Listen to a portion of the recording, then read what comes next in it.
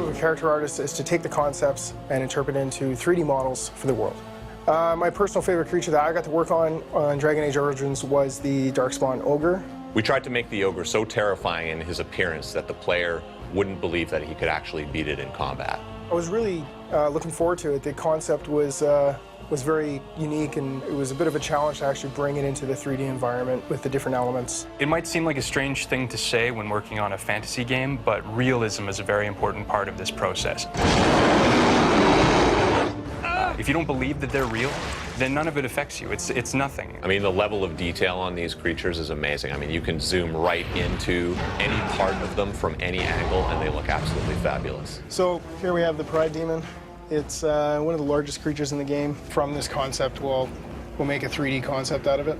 Once we do that, we'll take this basic mesh and we'll go ahead and paint a really detailed, sculpted model. We'll take this and we'll make a projection so we can get all these little details into a texture, and then place that texture onto the mesh that you saw before, and you'll get your finished model with all its texture and glory.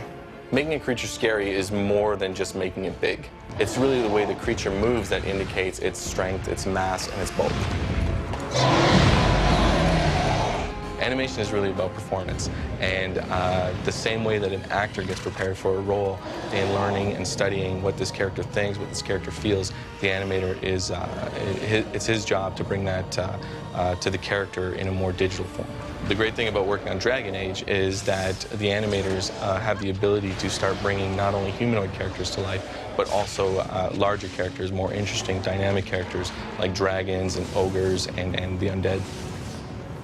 So this is what the ogre puppet looks like once the rigging and the modelers have finished working with it, and now the animators can take it and start making it move. Sometimes we would just act it out, like get up and physically act out how like an ogre would move. As you can see, when the ogre hits the ground, his entire body shakes from the massive impact of his size, and that's a really nice detail.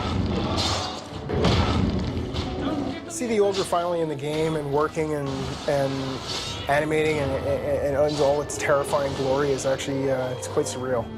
When you're working with such a big creative team, everyone is coming to the table with their own style, with their own techniques. And as the development process goes along and you start building a world together, it becomes one language. And that language becomes something like Dragon Age Origins.